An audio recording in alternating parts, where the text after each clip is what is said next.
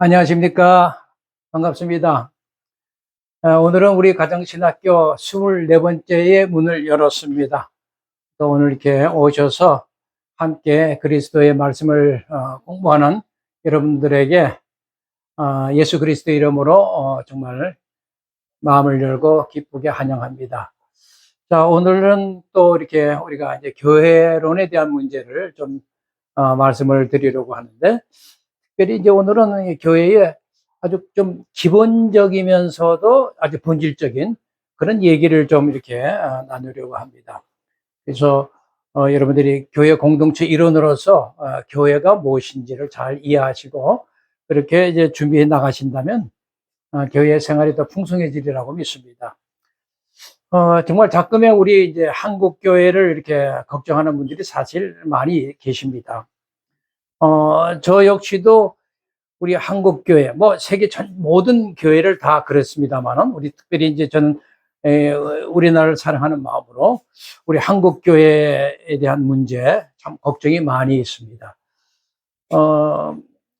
그 작은 교회보다도 이렇게 좀 대형화된 이런 교회가 이렇게 뭐 세습하는 문제라든가, 또 어떤 모습은 뭐 또 좀 더 지나치게 기복화되어 있고 물질화로 이게 좀 빠지는 듯한 그런 모습도 보게 되고, 때로는 어떤 경우에는 아주 신비주의화 이렇게 된 그런 모습들을 보게 되고, 또 너무 현실적인 문제를 다루는 그런 실용주의 그런 우리 문제들도 이렇게 발견하게 되는데, 그런 것들이 우리 한국 교회에 상당히 큰 문제점이라고 이제 생각을 하고요. 더군다나 특별히 저는 우리 지금 교회가 초기 그리스도인들이 가지고 있던 그런 믿음, 그들의 가지고 있던 좋은 소식, 복음, 이것이 이제 세월의 역사 과정을 통해서 사람이 손을 거치면서 이제 왜곡된 점을 잘 모르는 채 그것이 이제 마치 정상적인 진정한 복음인 것처럼 생각하고 전하는 그런 내용도 사실이 있어서 좀 걱정이 많습니다. 그런 왜곡된 복음에 대한 문제는 제가 앞으로 이제 이 교회론이 끝나고 마지막에 이제 종말론이 공부하게 될 텐데, 종말론을 공부할 때 뜨문뜨문 저기 우리 기독교의 진정한 복음, 그러니까 초기 그리스도인들이 가지고 있었던 그런 믿음, 그런 좋은 소식, 이런 것들을 다시 좀 회복하는 일에 같이 이렇게 좀 공부를 하려고 해요. 어쨌든 여러 가지 이제 우리 참 그런 걱정이 많다라고 하는 것을 말씀을 드리는 것이 좀 저도 안타깝습니다. 대체적으로 우리가 이제 교회 그러면 옛날 저희들도 그렇겠습니다만, 일반적으로 이렇게 빨간 벽돌이 이렇게 딱 이렇게 지어진 집에 붉은 네온 십자가 그런 가 이렇게 서 있고 척탑 위에 이렇게 걸린 그 건물을 가리켜 이렇게 저 교회다, 이제 그런 식으로 얘기를 많이들 했어요.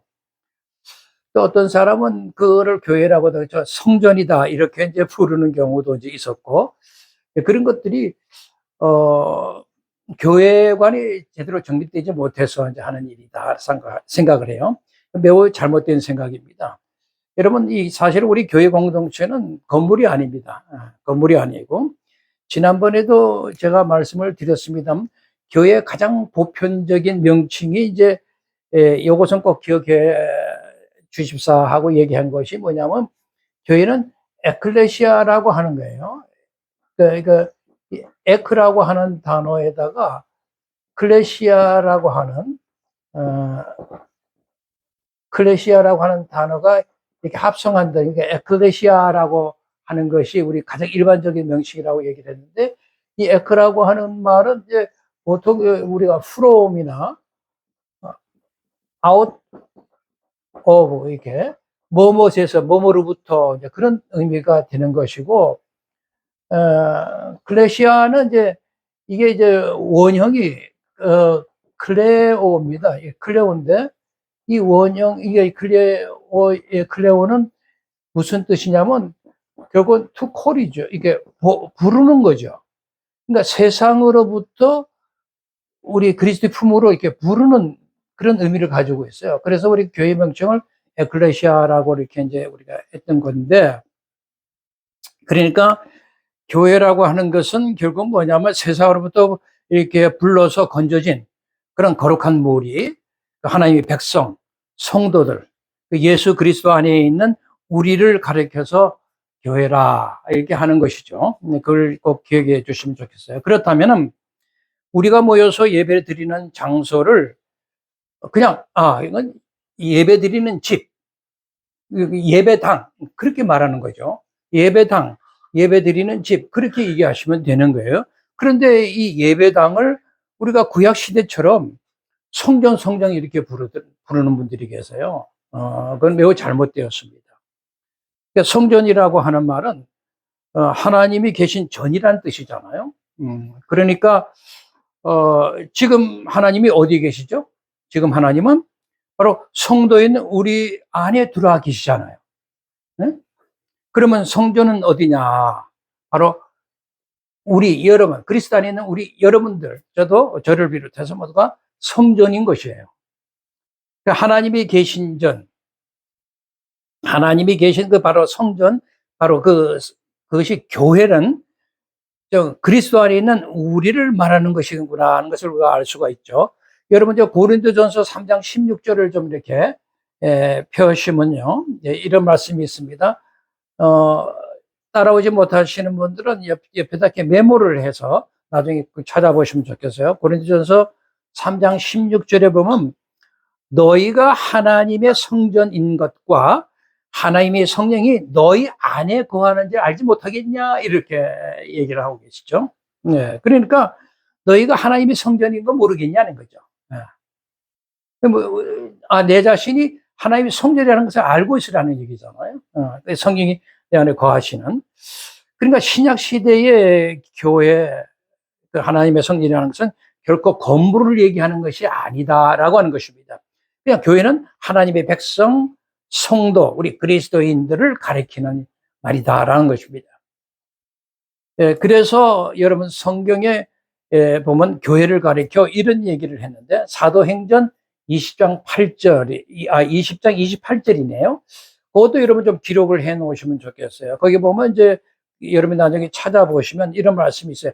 성령이 저들 가운데 너희로 감독자로 삼고 하나님이 자기 피로 사신 교회를 치게 하셨다라고 말씀을 하고 있어요.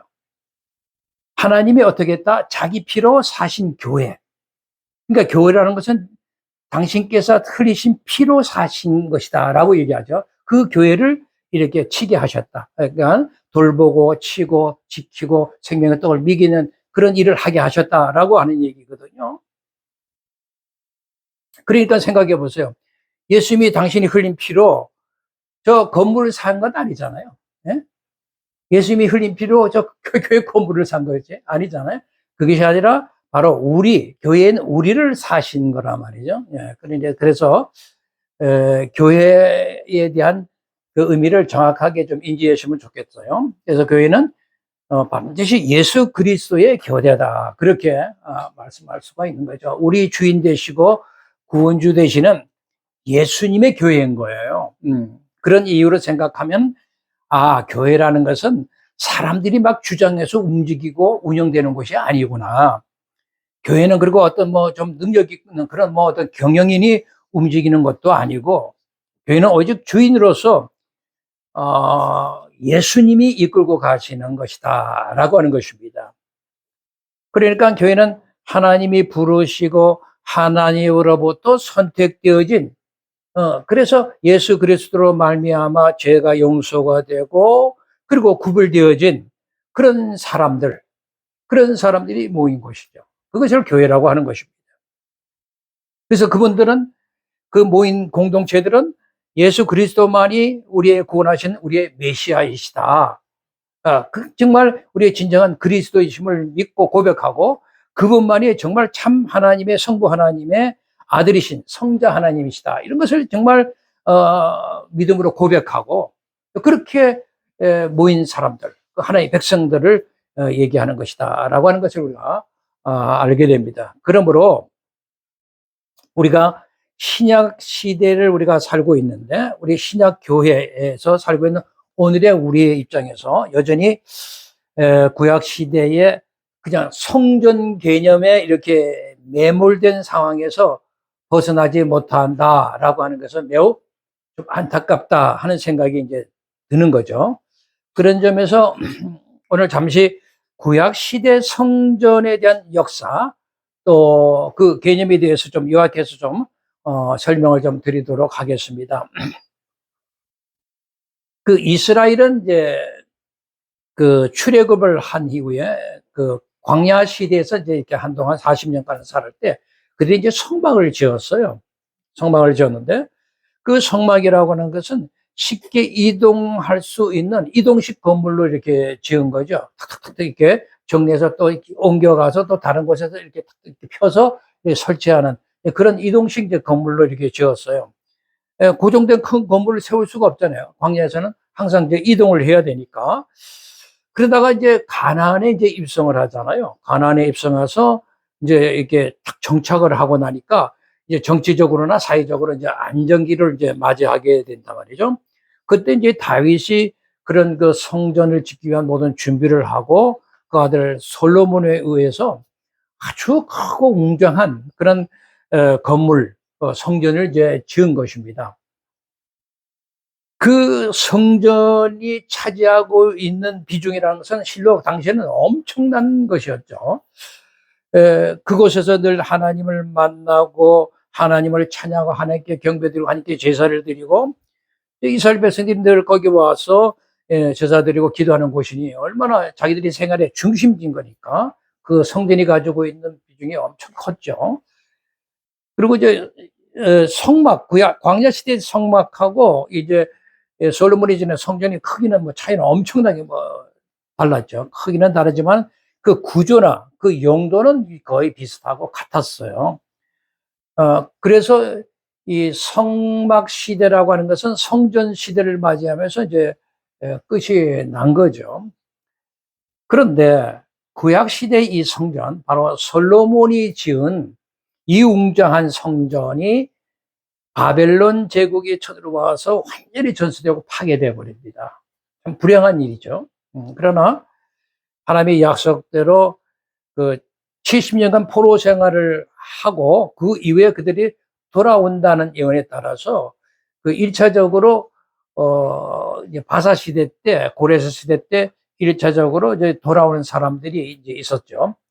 그래서 몇 차에 걸쳐서 이렇게 돌아오는데 1차에 기항한 사람들하고 그 당시 그들의 지도자 입장에 있었다면 이제 수룹바벨이라고 하는 사람이었는데 수룹바벨에 의해서 다시 이제 말하자면 파괴된 성전이 재건이 되죠. 물론 작게 재건될 수밖에 없었는데 그 후 이제 그 헬라 시대가 맞이하면서 헬라 시대를 거치게 돼요. 그러면서 이제 수룹바벨 성전에 대한 이런 그 뭐랄까 이스라엘 백성들의 그런 제사나 모든 이런 여러 가지 행사들이 그 헬라의 통치 억압에 의해서 제대로 잘 이루어지지 못합니다. 그래서 제대로 손질을 못 해가지고 그 수르바벨 성전이 좀 낙후되고 좀 그렇게 되죠. 그래서 헬라 시대가 무너지고 로마 시대로 넘어가면서 로마 시대 때 이제 그 로마 황제의 한심을 사가지고 그 당시 유대 총독 왕으로 된 헤롯 왕이 유대인들은 뭔가 한심을 사야 되니까 그래야 이제 자기가 편하게 정치를 할 수 있으니까 그래서 유대인들을 한심을 위한 큰 성전을 이제 지은 것이죠. 크게 지었어요. 그러니까 이스라엘 역사에 이렇게 보면은 성전은 3번 딱 이렇게 지은 것입니다. 그러나 3번을 지었지만 파괴되고 짓고 낙후되고 완전히 다시 새롭게 이제 그것을 재건축하는 그렇게 3번은 지었지만 언제나 성전은 하나였어요. 어떤 다른 곳에 뭐 또 성전을 짓고 이런 것이 아니라 언제나 그곳 그 장소에 딱 이렇게 하나만 이렇게 이제 성전이 있었던 거죠. 여러 개가 있을 수가 없었어요. 왜냐하면 하나님의 성전이라는 것은 아무 데서나 이렇게 지을 수 있도록 허락되어 있질 않아요. 성경에 보면 항상 모세를 통해서 하나님이 정해놓은 곳이 있어요. 모세 율법을 통해서 딱 정해놓은 곳이 있는데 그 장소에만 성전을 지어야 되는 것입니다. 그게 이제 신명기 12장 11절의 말씀인데요. 신명기 12장 11절의 말씀을 또 이렇게 메모를 좀 해 놓으시고, 거기 보면은 너희는 너희 하나님 여호와께서 자기 이름을 두시려고 택하실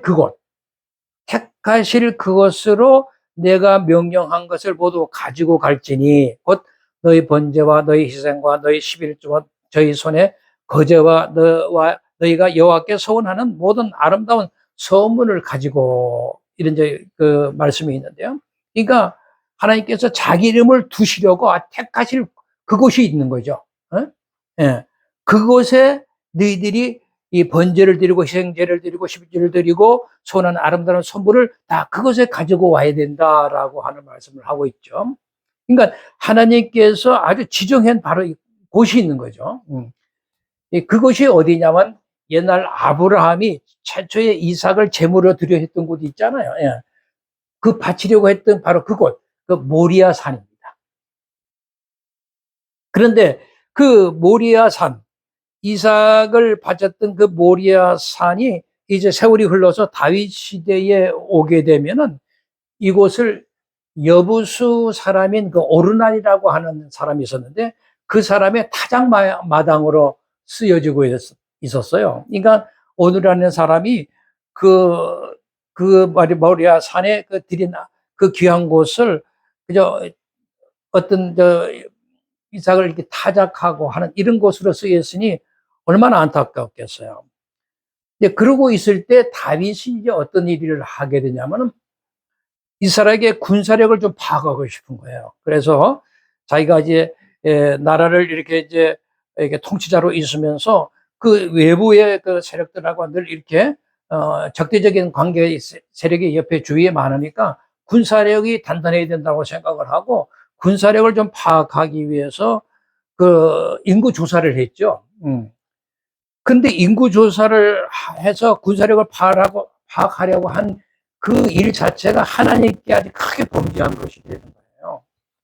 왜냐하면 이스라엘은 좀 다르죠. 이스라엘은 여러분 사무엘상 17절 이게 47절에도 이런 말씀이 있어요. 전쟁은 여호와께 속한 것이다, 이렇게 말씀을 하고 있어요. 그리고 역대하 20장 15절에 보면 전쟁은 너에게 속한 것이 아니야, 그렇게 해요. 그러면서 하나님께 속한 것이다 라고 얘기해요. 그러니까 전쟁은 하나님께 속한 것이란 말이죠. 하나님이 하시는 일이라는 거예요. 그런데 인구 조사를 한다? 그것은 전쟁에서 항상 승리를 이렇게 해서 이스라엘 백성들을 보호해 주신 하나님께 대한, 말하자면 그 믿음, 다윗이 갖는 믿음이 뭔가 부족한 것을 드러낸 것이고, 또 하나님보다는 사람의 힘에 의존하겠다, 이런 것들을 보여주는 행동이었기 때문에 하나님이 크게 이제 화를 내신 거죠. 그래서 그냥 온역을 재앙을 내립니다. 그때 백성들이 죽은 그 수가요, 거의 7만 명이 됩니다.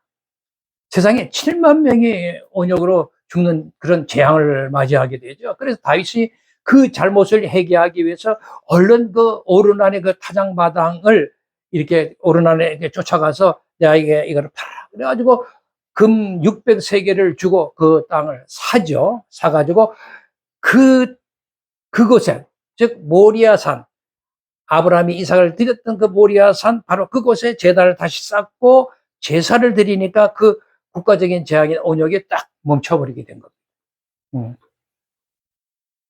지금 바로 그 자리에 솔로몬이 모세가 지은 바로 그 광야 시대 때 성막을 본따 가지고, 그리고 웅장한 그런 성전을 지은 것이죠. 그래서 역대하 3장 1절에 보면 이런 말씀이 있네요. 솔로몬이 예루살렘 모리아산에, 예루살렘 모리아산, 그죠? 아브라함이 이삭 바쳤던 모리아산에 여호와의 전을 건축하기를 시작하니, 그곳은 여호와께서 그 아비 다윗에게 나타난 곳이고 여부수 사람 오르난 타작마당에 다윗이 정한 곳이다. 그러니까 이런 말씀을 이렇게 검토를 보면 성전이라는 것은 그것 외에는 다른 어떤 장소에도 성전을 세울 수가 없는 거죠. 언제나 성전은 그곳에서만 세우는 거예요. 그러니까 성전이 파괴됐으니까 다른 곳에 성전을 또 세운 일이 아니라 그 파괴된 바로 그 장소에 또 성전을 세우고 또 파괴되면 또 성전, 이런 식으로 항상 그곳이죠. 그러니까 우리가 눈에 보이는 성전이라고 하는 것, 눈에 보이는 건물 성전이라고 해서 항상 그곳이에요. 그것뿐인 거예요. 그러니까 오직 지상 그곳에 있는 성전 하나밖에 정말 하나님이 인정하는 성전이 건물 성전은 없는 거예요. 그래서 이스라엘 백성들은 늘 그 고귀하고 아주 웅장하게 지은 그 건물 성전을 이렇게 세운 것에 대해 아주 그냥 뿌듯하고 자부심을 느끼고, 그 성전을 내가 갖고 있다, 우리가 그 성전에 가서 예배드리고 제사드린다, 이것에 자부심을 굉장히 느끼고 긍지가 굉장히 컸더랬죠, 이스라엘 백성들은. 그래서 그 성전 자체가 하나님이 집이었기 때문에 항상 자기들의 모든 삶의 현장의 중심에는 언제나 성전을 딱 중심으로 두고 있는 거예요. 그러니까 성경 중심적 삶을 사는 거예요, 이스라엘 백성들은. 그 성전을 딱 보면서. 예? 그런데 그들은 그 성전을 지킬 능력이 없는 거죠. 그래서 그 지은 죄로 말미암아 하나님은 그 느부갓네살 그 바벨론의 왕을 도구로 사용해 가지고 그 이스라엘 그 하랫동 웅장한 성전을 파괴시켜 버리셨잖아요. 얼마나 안타까운 일인지 모릅니다. 그러나 뭐 하나님은 이제 다시 그들이 돌아와서 다시 성전을 재건하게 하시죠. 그래서 스룹바벨이 제1차 책임자로서 돌아와서 귀국해, 스룹바벨은 바사 제국의 그 당시 제국의 속국이었기 때문에 바사 제국에 의해서 이제 유대 총독으로 있었기, 이제 임명되어 가지고 거기서 활동을 했기 때문에, 그리고 그거를 중심으로 해서 성전을 지었기 때문에 그 성전을 우리가 보통 이제 스룹바벨 성전이라고 얘기를 하거든요. 그러니까 이스라엘 백성에게 있어서의 성전 없는 국가, 성전 없는 나라는 그건 상상할 수가 없는 거예요. 그의 이제 그 스룹바벨 성전이라고 하는 것은 결국 뭐 그 솔로몬의 성전에 비해서는 정말 보잘것도 없었죠. 그리고 보잘것도 없는 그런 입장에 있을 때 또 헬라 시대를 거치면서 여러 가지 정치적인 이유가 있어가지고 그냥 낙후돼 버렸어요. 제대로 관리를 못한 거죠. 그러다가 이제 로마 시대를 맞이하게 되면서 헤롯이 이제 유대인, 아까 말씀드린 것처럼 환심사기에서 웅장한 성전을 지었는데, 그 성전을 우리가 헤롯이 이렇게 지은 성전이라 해서 헤롯 성전이라고 이제 부르죠. 이스라엘 백성들 자기들 손으로 지은 것이면 좋은데, 그 헤롯이 이게 지어주었다라고 하는 점이 조금 마음에 거슬리긴 합니다만은, 어쨌든 그렇게 지은 성전도 AD 70년 그 로마의 티투스 장군에 의해서 아주 완전히 파괴되어 버리거든요. 그래서 지금도 유대인들을 보면요, 좀 안타까운 게 어떤 이 성전을 다시 재건하겠다, 이런 뭐 그 욕망은 뭐 말할 수 없습니다. 그래서 이 이스라엘의 그 국회의 그 말하자면 법은 국회에서 이미 통과시켜 놓고 우리가 성전을 반드시 재건해야 된다라고 하는, 이미 그것은 헌법적으로 딱 정해져 있습니다. 그런데 아무리 정해놓으면 뭐 하겠어. 이미 그곳은 이슬람에 의해서 마호멧의 승천한 곳으로 주장되는 곳이 되어버렸거든요. 그러니까 그곳에 이슬람의 성전이 거기 들어있어요. 그래서 뭐 황금 둠을 쫙 세워놨잖아요. 그러니까 오말 사원이라고 하는데 그게 지금 딱 서 있어요.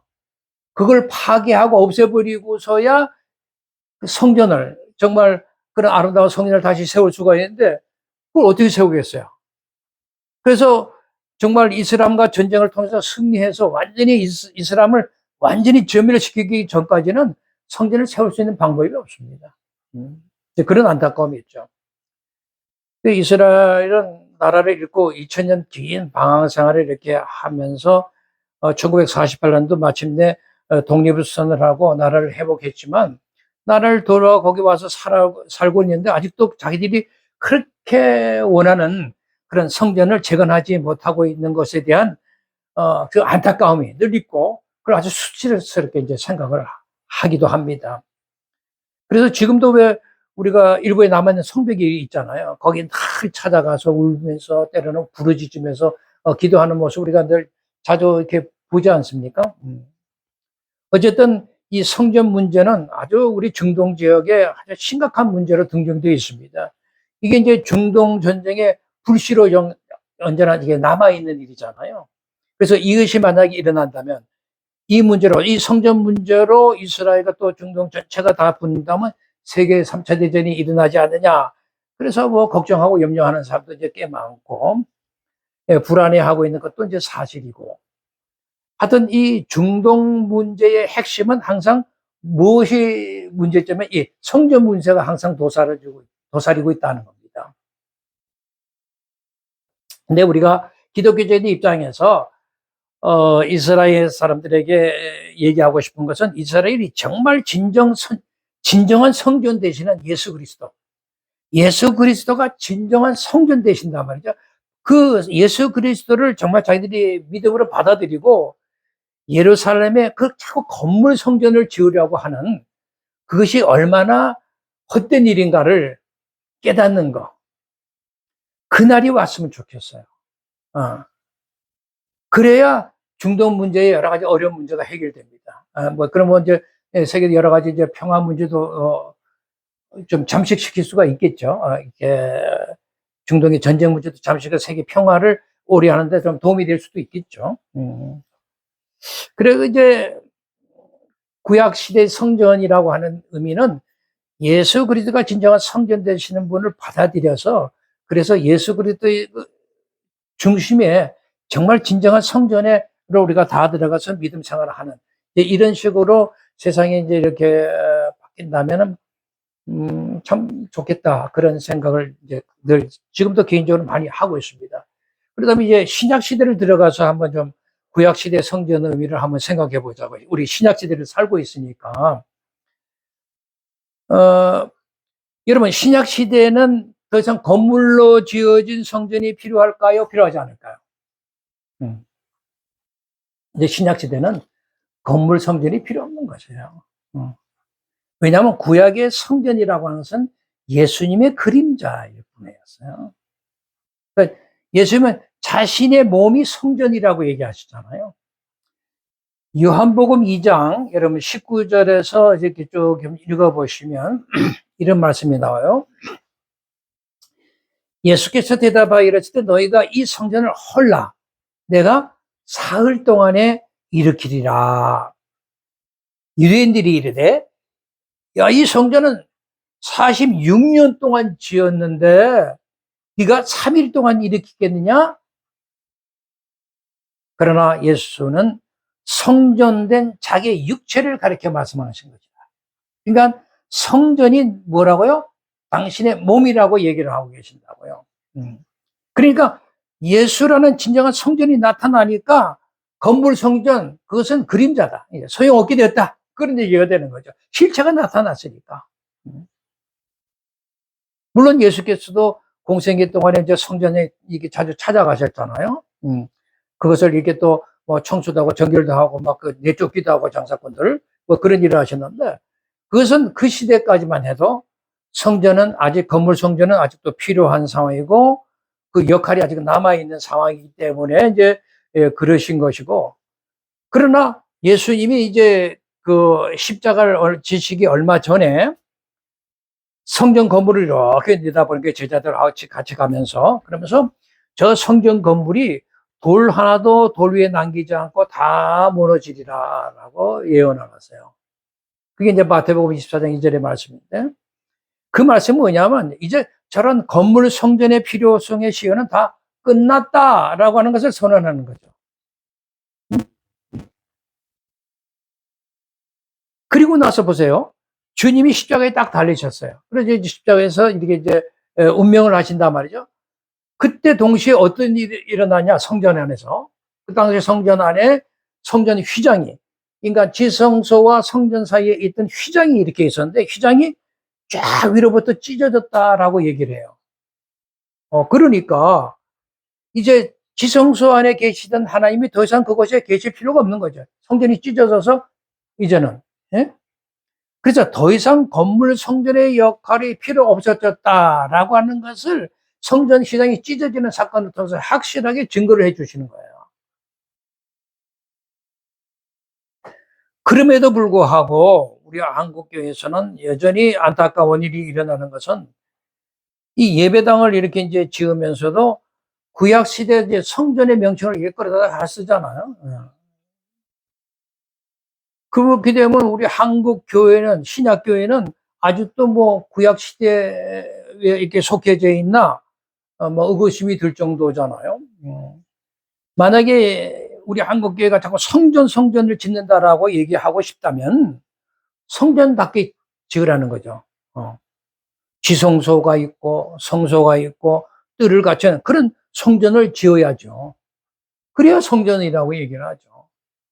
또 무엇보다도 하나님이 택한 바로 그곳 예루살렘의 모리아산 거기다가 세워야죠. 신약 구약 시대는 이미 그것을 딱 장소를 정해놨잖아요. 그 외에 장소에는 그 성전을 지을 수가 없는 거예요. 진정한 성전을 지으려면 거기 가서 지어야 되는 거예요. 그리고 그곳에서 각종 짐승을 잡아서 피를 드리는 제사를 지내죠. 그게 성전 시대에 있었던 일 아니에요? 그런데 전혀 그렇게 하지는 않으면서 성전 짓자. 그렇게 독려하고 이것은 분명히 잘못한 일이에요. 이게 아마 예배당을 짓자 하는 것보다 이제 성전 짓자라고 하는 어감이 좀 좋기 때문에 그럴 수도 있겠는데 아무리 어감이 좋다도 건물 성전을 짓는다라고 얘기해서는 안 되는 시대에 자꾸 그렇게 얘기하는 것은 이건 굉장히 잘못된 일입니다. 그러니까 예배당이라고 하는 것은 뭐 우리가 이렇게 좀 크게 지을 필요가 이렇게 느끼지 않는 그런 어감이 있죠. 그런데 이제 성전 그러면 마치 이제 솔로몬이 지었던 그 성전을 탁 생각하면서 크게 화려하게 쫙 지어야 된다. 그런 생각을 많이 가져요, 사람들이. 그리고 봉투에도 보면 예배당 봉헌금 이렇게 만들어서 봉투 넣는 것보다 성전 봉헌금 이렇게 하면은 봉헌금이 달라진다고 얘기를 하더라니까요. 그래 지금은 우리가 구약시대 성전시대가 아닙니다. 예배당 건물을 가리켜 근데 성전 그러는 것은 이것은 어떤 의미에서 신앙적으로 병들었다는 걸 얘기하는 겁니다. 그래서 한국 교회는 교회와 관련해서 이 성전 개념을 다시 한번 반드시 좀 재정립했으면 좋겠다 그런 생각이 들어요. 그러니까 구약 시대에 우리가 건물 성전을 보고서 성전 그럴 때 그 성전은 헬라어로 히에론이라고 합니다. 히에론이라고 하는 것은 이 히에론이라고 하는데 이 히에론이라고 하는 이 말은 즉 뭐냐면 이 템플이라는 의미가 있어요.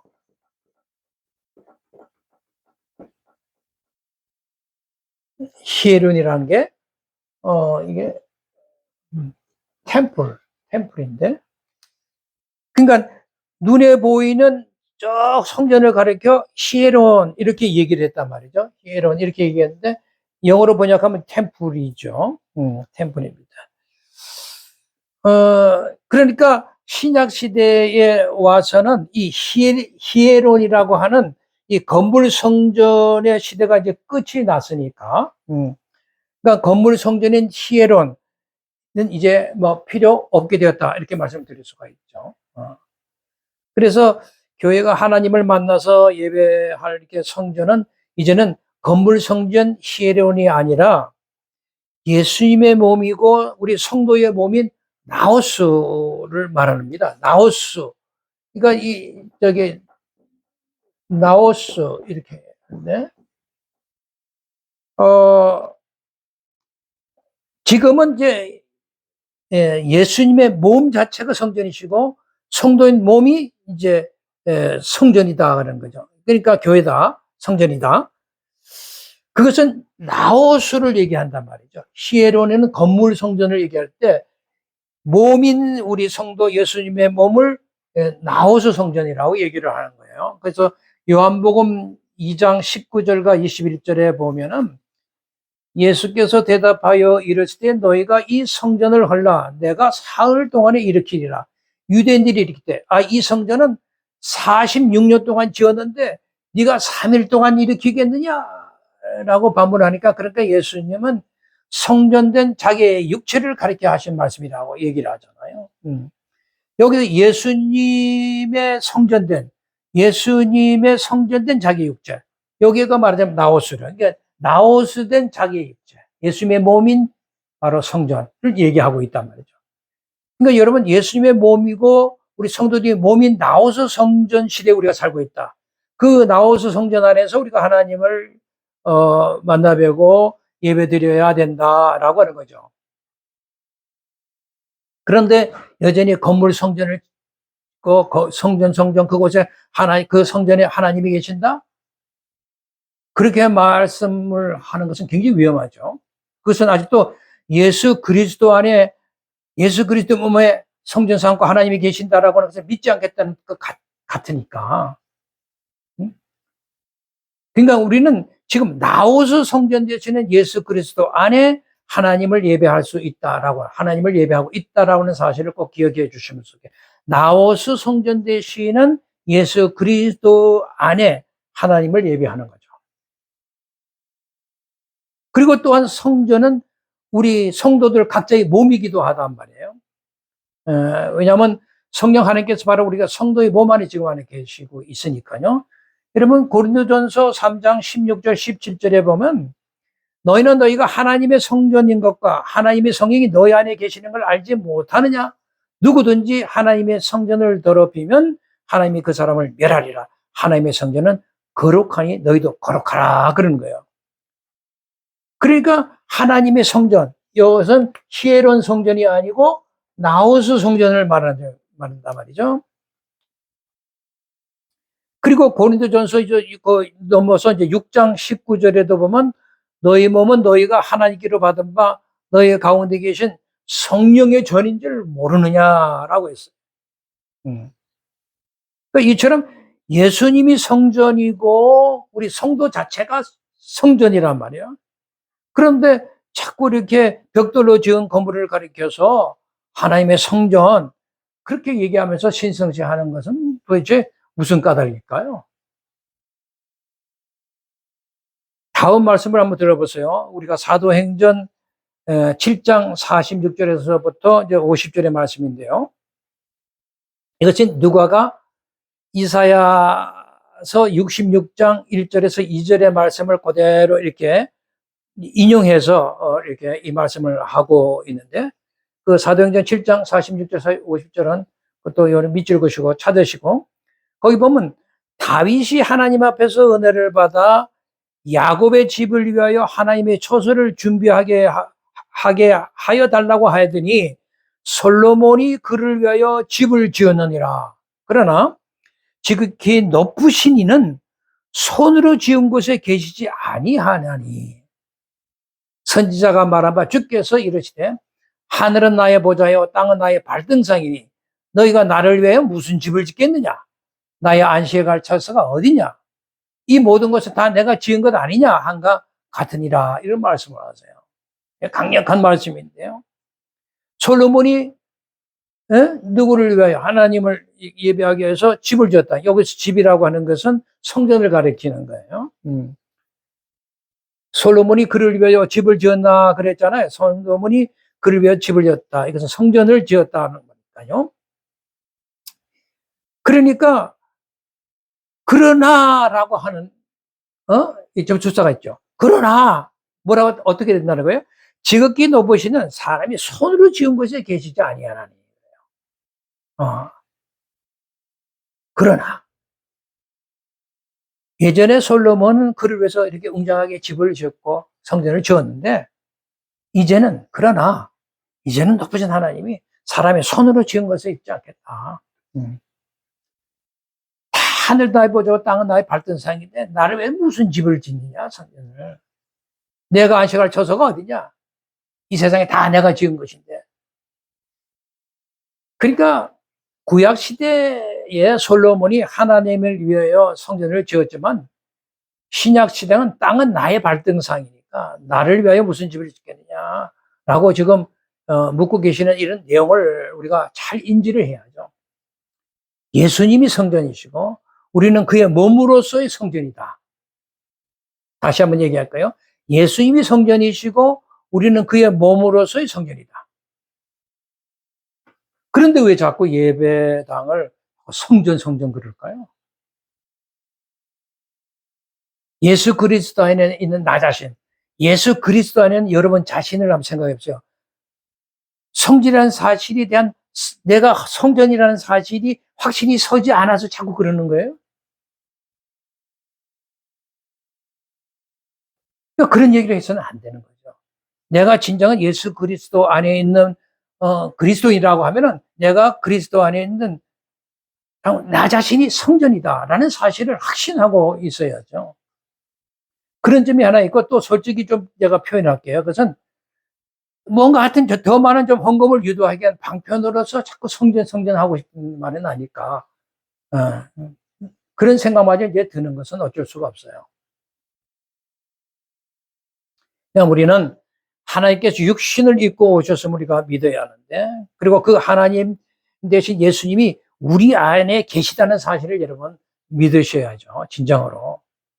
그리고 내 안에 계신 그리스도가 하나님께 예배할 수 있는 최선의 성전인 것을 우리가 확실하게 알고 내 안에 성전을 거룩하게 하고 또 온전하게 하는데 계속 우리가 매진해 나가야 돼. 그게 우리가 할 일이죠. 그러니까 구약의 성전과 신약의 교회가 어떻게 다른가를 좀 이해가 되시죠? 그 요한복음 18장 36절에 보면 십자가를 이제 앞에 두고 빌라도 법정에서 예수께서 내 나라는 이 세상에 속한 것이 아니다. 내 나라는 어디에? 이 세상에 속한 것이 아니다라고 얘기를 하고 계세요. 자, 그렇다면 교회라고 하는 공동체는 이 세상에 속해 있는 것이 아니죠. 그렇다면 교회는 본질적으로 예수 그리스도의 복음만을 전하고 가르치는 곳이어야 한다라고 하는 것은 확실합니다. 그러니까 우리 교회는 이 세상의 사회운동을 하는 단체로 생각해서는 안 돼요.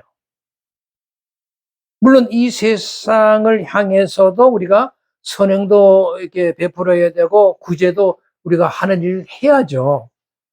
그러나 그런 일을 하는 것도 결국은 복음을 가르치고 전파를 하기 위한 수단이어야 된다라고 하는 겁니다. 그 자체가 교회가 반드시 해야 할 일은 아니다는 거예요. 왜? 교회는 이 세상에 속한 것이 아니기 때문에 그래요. 그게 본질적인 의미예요. 그래서 교회는 이 세상에 속한 것이 아니기 때문에 하나님의 나라에 속한 자들답게 하나님의 나라의 것들을 추구하면서 그러면서 살아야 한다라고 하는 것입니다. 그 데살로니가전서 4장 3절에 보면 하나님의 뜻은 이것이니 뭐냐면 너의 거룩함이라라고 말씀을 하세요. 거룩하다라고 하는 것은 이제 분리하다, 잘라낸다라는 의미를 가지고 있거든요. 그러니까 거룩하다는 것은 무엇으로부터 분리하고 무엇으로부터 잘라내는 의미를 가지고 있어요. 그러니까 내가 하나님을 섬기고 제대로 예배하기 위해서 세상의 것들로부터 잘못된 것을 자꾸 이렇게 구별하고 잘라내고 이렇게 분리시키는 거죠. 그런 것들을 우리가 거룩함이라고 하는 거죠. 그래서 세상적인 가치를 추구하면서 내가 저기서 살아왔는 그랬던 나의 모습, 나의 욕망, 이런 것들을 이제 십자가에 묻어버린다. 그리고 세상적인 모든 것들을 자꾸 이렇게 분리시키고 잘라내가지고 이제부터는 내가 예수 그리스도의 삶의 방식으로 살겠다. 예수 그리스도의 살았던 삶의 태도를 배워서 그래서 진정하게 하나님의 나라의 가치를 추구하면서 살겠다라고 하는 것. 그것이 바로 뭐다? 거룩함의 의미이다라고 하는 것입니다. 이제 그런 의미로 사도 바울은 이런 얘기를 했어요. 골로새서 1장 21절 20절을 보면은 전에 악한 행실로 멀리 떠나 마음으로 원수가 되었던 너희를 이제는 그의 육체의 죽음으로 화목하게 하사 너희를 거룩하고 흠없고 책망할 것이 없는 자로 그 앞에 세우고자 하였다라고 얘기를 해요. 그러니까 하나님이 우리 지상교회를 향하신 목적이 딱 드러나잖아요. 그게 뭐냐면 우리 교회가 거룩하고 흠이 없고 책망할 것이 없는 자로 하나님 앞에 세우는 일. 그게 우리가 지금 지상교회가 해야 할 일이다라고 하는 것이죠. 그래서 예수님이 처음 이 땅에 오셔서 이제 이렇게 30세가 되어서 이제 공생애를 이렇게 시작을 하셨을 때, 그때 제일 먼저 하신 말씀이 마태복음 4장 7절에 이런 말씀을 하죠. 회개하라, 천국이 가까이 왔다. 회개하라, 하나님의 나라가 가까이 왔다. 이렇게 얘기합니다. 회개하라. 회개하라라고 하는 말이요, 상당히 의미가 있는데, 회개하라. 이게 이제 메타노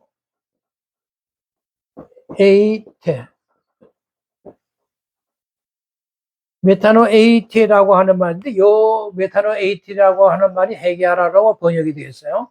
이것은 사실 이제 군사적인 용어입니다. 그러니까 지금까지는 세상 주권자의 통치 안에서 세상 주권자를 바라보면서 이 땅의 영광을 이제 어떻게 누리고자 그렇게 했던 모든 삶의 그런 행태를 이제 버려버리고, 이제 네가 삶의 방향을 하나님의 주권에게 항복하고 하나님의 나라를 추구하면서 그 하나님의 나라를 향해서 이제는 나아가라. 그게 회개하라는 뜻입니다. 그러니까 신약 성경에서 말하는 회개, 이 메타노에이테를 보통 이제 영어에서는 to change your 이렇게 mind or purpose라고 해서 너의 마음이나 너의 목적을 바꾸라, 그렇게 얘기를 했어요. 그러니까 이 회개하라고 하는 의미는 지금처럼 우리는 회개하면 그냥 통곡하고 가슴을 찢어자고 막 주여 용서해 주세요 이런 걸 의미하는 것이 아니에요. 이 회개하라고 하는 말은 세상을 향해 있던 나의 삶의 생각, 나의 마음, 내 삶의 목적과 방향을 이제 바꾸어서 이제는 하나님의 나라를 향하게 하라. 그것이 회개하라는 뜻이에요. 방향을 바꾸는 거죠. 이것이 하나님이 우리에게 요구하시는 거룩하라라고 하는 뜻입니다. 이 거룩함이 바로 가장 중요한 하나님의 뜻이 될 것이고 우리 성도들이 반드시 해야 할 책무이기도 한 것입니다.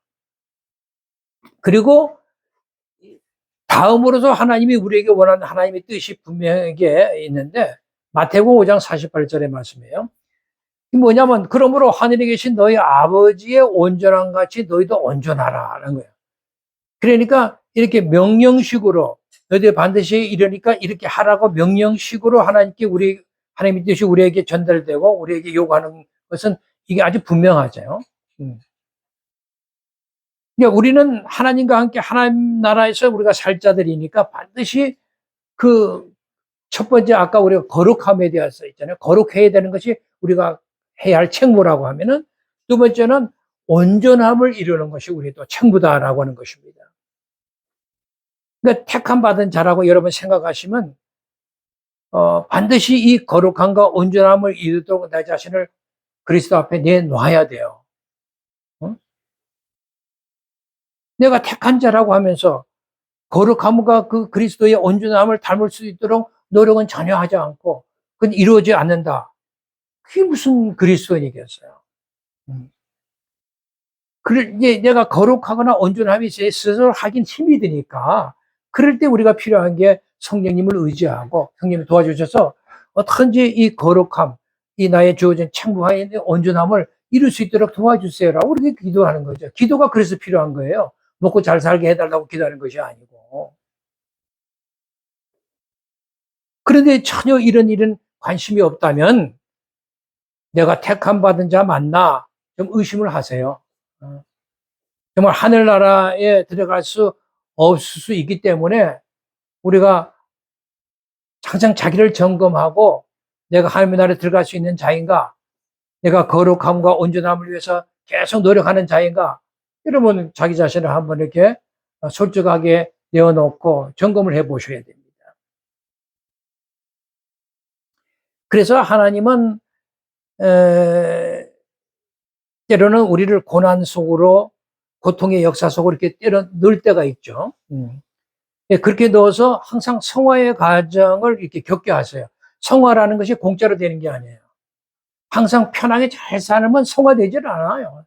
성화의 훈련이 되질 않습니다. 그러나 어려움이 겪어지면 이 거룩함의 훈련이 됩니다. 성화의 훈련이 여기서 시작이 돼요. 그 과정을 잘 겪으셔야 돼요. 그러나 물론 이 성화는 우리가 아무리 지금 이 땅에서 노력한다고 해서 온전하게 이루어질 수는 없는 거죠. 그럼에도 불구하고 우리가 성화는 이 땅에서 어떻게든지 이룰 수 있도록 하나님이 거룩하고 이렇게 좀 온전하게 하라고 이렇게 요구하고 계시니까 항상 우리는 그것을 훈련을 해서 노력을 해야죠. 하나님의 백성으로서 하나님의 자녀로서 항상 우리가 숨을 거둘 때까지 항상 거룩함을 위해서 또 온전함을 위해서 우리가 계속 노력하고 달려가야 한다는 그 사실을 꼭 깨달을 수 있기를 바랍니다. 그러니까 하나님의 자녀들이라면은 결국 하나님께서 요구하시는 그 수준까지 점점 성화될 수밖에 하나님 가만 내버려 두시질 않아요. 당신의 백성이라면, 당신의 자녀라면 그가 그냥 가만히 내버려 둘 수 있겠죠. 성화되지 않도록 항상 성화되도록 성령님을 통하여 역사하셔서 성화되도록 만들어 주시는 거죠. 그러므로 우리에게 하나님의 백성으로서의 책무가 있고 의무가 있다는 사실을 우리가 잊어서는 안 되겠어요. 그러니까 그 책무와 의무라고 하는 것은 결국은 뭐예요? 내가 하나님에 대해서 철저히 순종해야 되는 것으로부터 시작돼요. 순종하지 않으면 그 책무와 의무를 우리가 다 할 수가 없는 거거든요. 그래서 순종이 중요하다. 순종하지 않는 사람은 교회 공동체의 일원으로서 인정될 수가 없어요. 우리 주인이신 예수님도 성부 하나님께 순종하셨잖아요. 십자가에 죽기까지 순종하셨다라고 우리는 배웠습니다. 그러니까 여러분도 교회의 신앙의 핵심이 뭐냐라고 묻는다면 뭐라고 답변하시겠어요? 바로 말씀에 순종이 있다. 하나님의 뜻에 따라 내가 순종하겠다 라고 하는 것을 잊지 마시기 바랍니다. 순종하지 않으면 아무것도 되지 않습니다. 그러니까 우리 믿음이라고 하는 것도 결국 순종을 목표로 하는 것이거든요. 제대로 순종할 수 있는 사람을 되게 하는 것이거든요. 그래서 그 순종하는 자들에게 하나님은 이런 명령을 하시는데 베드로전서 1장 14절 16절까지 보면 너희가 순종하는 자식처럼 전에 알지 못할 때에 너희들이 따르던 막 너희 사욕을 본받지 말라. 이제는 오직 너희를 부르신 거룩한 이처럼 너희도 모든 행실에 거룩한 자가 되라 기록되었으니 내가 거룩하니 어떻게 너희도 거룩할지니라 라고 얘기하고 계세요. 이처럼 거룩이라고 하는 것은 순종과 떼어놓을 수가 없어요. 순종하는 자식이 거룩할 수가 있어요. 하나님을 향한 순종이라는 것은 거룩을 향해 가는 길이 될 것이고 거룩이라고 하는 것은 반드시 순종을 필요로 하는 것이죠. 그래서 조금 전에 제가 우리 성도들에게는 하나님 앞에 책임이 있고 의무가 있다고 말씀을 드렸는데 여기 또 하나의 책임과 의무가 하나 더 있으면 이게 명령식으로 이렇게 하라고 하는 그런 그 요구가 있는데 그게 이제 에베소 4장 3절의 말씀입니다. 이게 뭐냐면 평안의 매를 매는 줄로 성령이 하나 되게 하신 것을 힘써 지키라. 성령이 어떻게 된 거? 우리 공동체를 하나 되게 하신 것을 힘써 지켜야 된다라고 하는 것입니다. 이게 교회는 그리스도를 머리로 한 몸이잖아요. 우리 교회가. 그러니까 예수 그리스도와 하나로 연합된 자들이란 말이죠. 이걸 놓치면 안 돼요. 그러니까 하나 되게 하는 걸 힘써 지켜야죠. 근데 우리 교회가 막 분리게 되고 서로 이렇게 연합하지 못하고 자꾸 분열되고 싸우고 참 그리스도의 말씀에 순종하지 못한 모습들이 너무나 많아서 안타까워요. 하여튼 우리 교회는 그리스도를 머리로 한 몸으로 연합된 말하자면 이 교회 공동체를 어떻게든지 힘써 지켜나가라고 하는 것입니다. 그러므로 우리 모두가 한 몸이라는 사실을 잊지 맙시다. 한 몸인 각 지체이기 때문에 우리는 하나다라는 것을 늘 이렇게 확인하고 그 하나됨을 깨는 일을 하지 않도록 우리가 계속 노력해야 되겠죠. 그러니까 교인들에게 있어 하나됨을 힘써 지켜야 한다라고 해서 교회 안에서 굉장히 중요한 일이죠. 그래서 교회 안에서 어떤 뭐 정당함을 어떤 입증하거나 또 자기 유익을 막 찾는 것보다 훨씬 중요한 게 교회의 하나됨을 힘써 지키는 일이란 말이죠. 그리고 교회는 누가 서로 뭐 옳으냐 그러냐 그런 것들을 뭐 얘기하고 중요하는 것도 아니고, 내가 하나님의 거룩한 백성이니까 우리가 얼마나 변화됐냐, 너 얼마나 변화됐니, 나는 얼마나 변화됐을까, 이런 것들을 서로 논하는 것이 중요한 것이죠. 내가 저 사람보다 더 믿음이 좋고 내가 저 사람을 용서할 수 있는 그런 뭐 실력이 있는 사람이니까 그런 것이 중요한 것이 아니잖아요. 나는 옳고 너는 그러다, 그런 것들을 얘기하는 곳이 절대 교회가 아니란 말이죠. 자기의 정당함을 입증하기 위해서 주장하는 것은 교회가 아니기 때문에 항상 용서하고 인내하고 사랑하고 온유를 배워서 하나님의 나라의 백성의 실력과 능력을 갖추라라고 하는 것이거든요. 그래서 에베소서 2장 20절에서 22절에 보면 이런 말씀이 있어요. 너희는 사도들과 선지자들의 터위에 세우심을 입은 자라. 그리스도 예수께서 친히 모퉁이 돌이 되셨느니라. 그의 안에서 건물마다 서로 연결해. 그의 안에서, 예수 그리스도 안에서 건물마다 서로 연결해. 여기에 건물이라는 것은 이런 건물을 얘기하는 게 아니라 그리스도의 몸인 우리들과 서로 연결이 돼서 주 안에서 성전이 되어가고, 이 성전인 나오스, 히에론 성전이 아니라 나오스 성전이 되어가고, 너희도 성령 안에서 하나님이 거하실 처소가 되기 위해서 예수 그리스도 안에서 함께 어떻게 한다? 지어져 간다. 독불장군이 없는 거예요. 함께 지어져 간다라고 하는 것입니다. 그러니까 우리 교회 공동체는 주 안에서 성전으로 우리가 함께 노력해서 지어져 가는 거예요. 옛날 고대 시대 때에 성벽을 쌓을 때 어떻게 쌓는 거 여러분 잘 아시잖아요. 지금처럼 정량화 벽돌 이런 것들을 만드는 그런 시대가 아니니까 뭔가 하여튼 흙벽돌을 만들고 뭐 그렇게 했을 때 아랫돌 윗돌이 이런 것이 뭐 이가 잘 안 맞아서 삐쩍 튀어나온 것이 많았을 거 아니겠어요? 지금처럼 기계대로 착착착 찍어내는 것이 아니니까. 그럼 그 튀어나온 부분들을 어떻게 해요? 뭐 정으로 쪼자내고 깨어가지고 똑바로 이렇게 평평하게 펴서 서로 이렇게 쌓아야 제대로 잘 살 것 아니겠어요? 그것처럼 교회 공동체와 딱 이와 같은 거란 말이죠.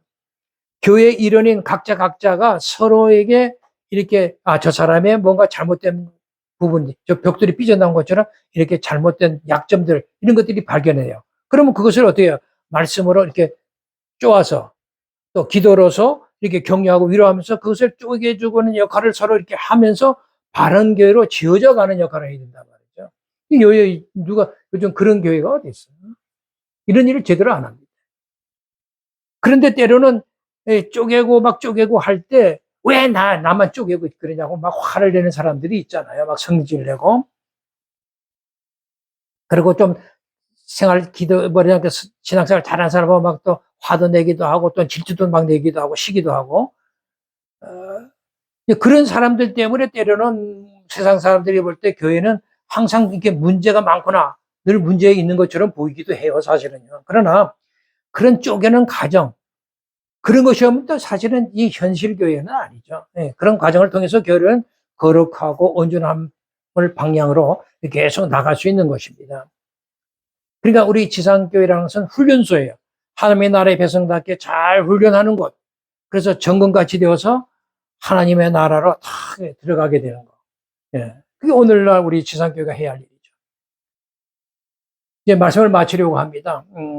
그렇게 우리가 기독교라고 하는 것은 결코 이렇게 개인 구원을 얘기하는 것이 아니에요. 항상 한 무리, 교회라는 큰 공동체의 구원을 얘기하고 있단 말이죠. 이스라엘도 예전에 그랬잖아요. 어떤 개인의 한 사람을 구원을 얘기한 게 아니라 이스라엘 민족 전체를 놓고서 구원의 문제를 다루잖아요. 교회도 마찬가지죠. 신학교회도 교회 전체 공동체 무리에 대한 얘기를 하죠. 개인이 어떤 구원을 중요시하는 게 아니에요. 각자의 구원이라는 것은 교회 그 공동체의 구원이라는 커다란 그 프로젝트의 한 일부이니까. 그러니까 각자 떨어져서 독불장식으로 너는 너보다 내가 잘 믿어 이런 식으로 독불장식으로 그렇게 거룩을 향해서 나갈 수 있는 것은 없어요. 하나님께 그걸 허락하지도 않아요. 그런 독불장군을 하나님께서 기뻐하지도 않고요. 잘난 척하는 사람 기뻐하지도 않고.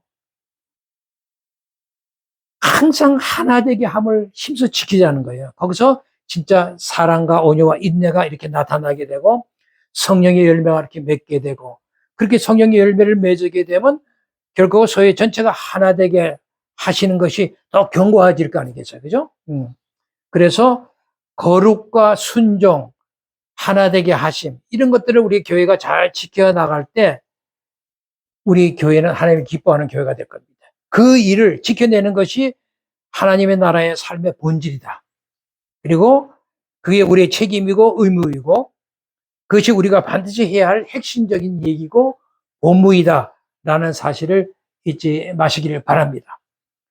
오늘은 여기까지 해서 강의를 마치려고. 조금 길었어요. 기수밖에 또 없고. 다음 주에 또 교회, 이게 가톨릭 교회의 문제와 이 교회 문제를 좀 다뤄서 이게 말씀을 드리려고 하는데, 어쨌든 교회는 중요하고, 아주 오늘은 이게 사실 기본적인 거고, 근데 기본적이지만 또 본질적인 얘기죠. 가벼운 얘기 같은 얘기지만은 실제로 굉장히 중요한 얘기들이 있었어요. 잘 기억하시고, 또 다음에 우리가 만나도록 하겠습니다. 대단히 감사합니다.